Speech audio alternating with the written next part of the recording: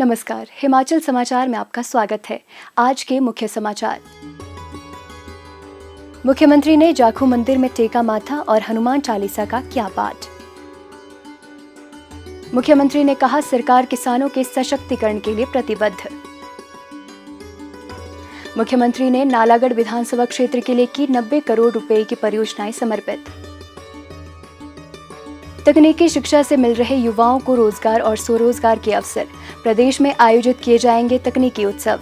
और अब समाचार विस्तार से।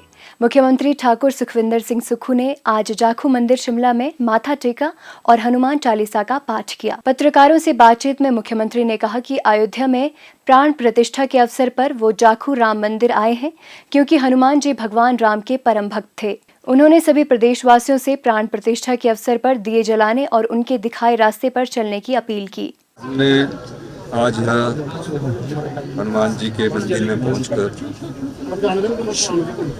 उनके हनुमान चालीसा का पाठ किया, जो भगवान राम की आज प्राण प्रतिष्ठा हो रही है। हनुमान जी के काम की बगैर रामायण अधूरी है। परम भगत थे,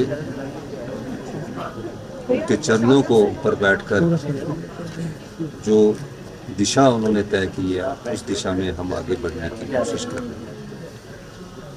और इस अवसर पर मैं सभी हिमाचल वासियों से ये अनुरोध करता हूँ कि आज सब लोग अपने घरों में दिए जलाएं और भगवान मर्यादा पुरुषोत्तम राम के जो आदर्श है, जो रामचरितमानस हमें रास्ता दिखाता है, पूरे रास्ते को अपनाना चाहिए।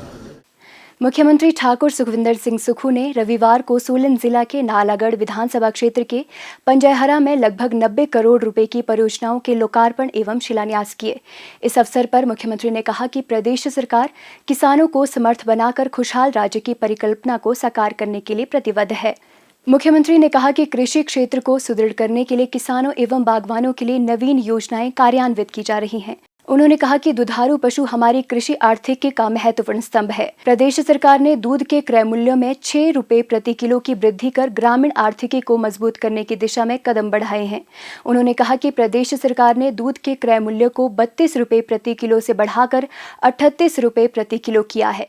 समाज के अंतिम व्यक्ति तक पहुंचने का कार्य हमारी सरकार करती है।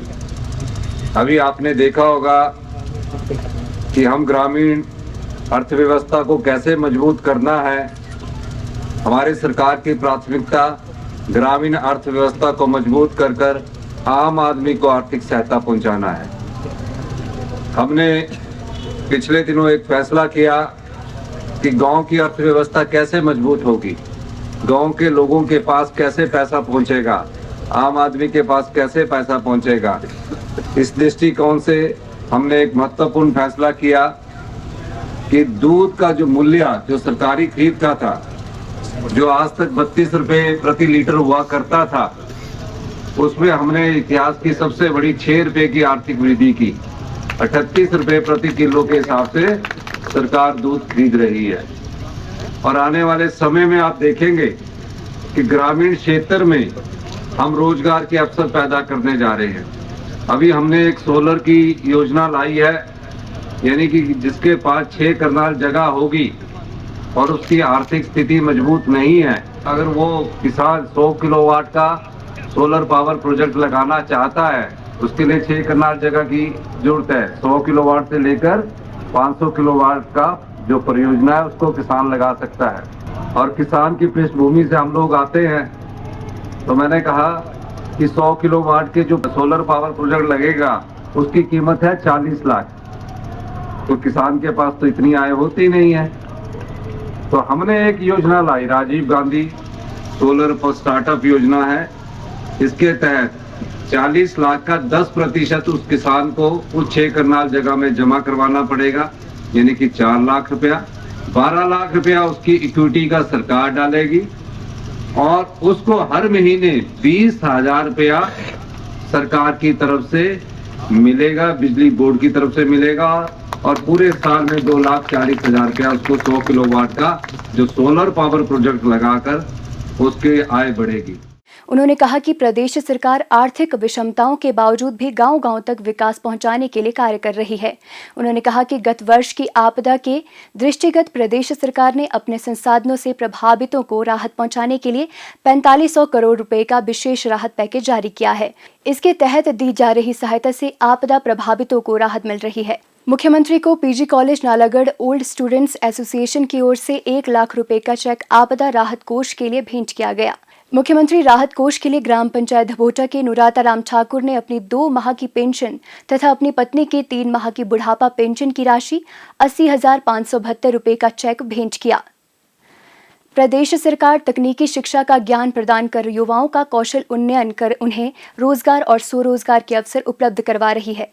युवाओं को आधुनिक युग के व्यावसायिक विषयों का ज्ञान और प्रशिक्षण देकर उनके सपनों को साकार करने की दिशा में कई प्रभावी कदम उठाए गए हैं। प्रदेश में 363 तकनीकी शिक्षा एवं औद्योगिक प्रशिक्षण संस्थान है। युवाओं को इस क्षेत्र में प्रोत्साहित करने के लिए वर्ष 2023-24 के दौरान 17 राजकीय औद्योगिक प्रशिक्षण संस्थानों में आधुनिक विषयों की 19 इकाइयां शुरू की गई हैं।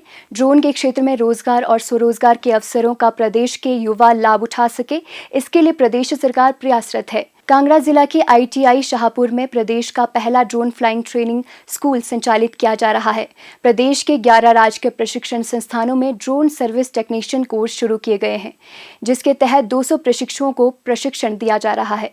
प्रदेश में शीघ्र ही तकनीकी निदेशालय स्तर पर इंटर्नशिप और प्लेसमेंट के लिए एक समर्पित सेल स्थापित किया जाएगा।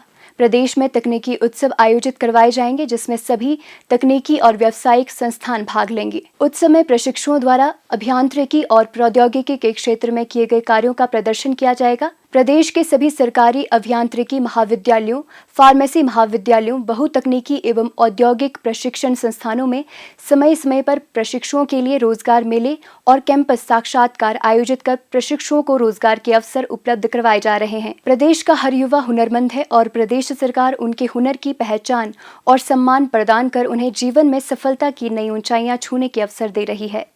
हिमाचल समाचार देखने के लिए सब्सक्राइब करें यूट्यूब चैनल हिमाचल समाचार, फॉलो करें x@DPRHP, लाइक करें Facebook page information and public relations department Himachal Pradesh, follow करें इंस्टाग्राम @DIPR हिमाचल, विजिट करें वेबसाइट www.himachalpr.gov.in।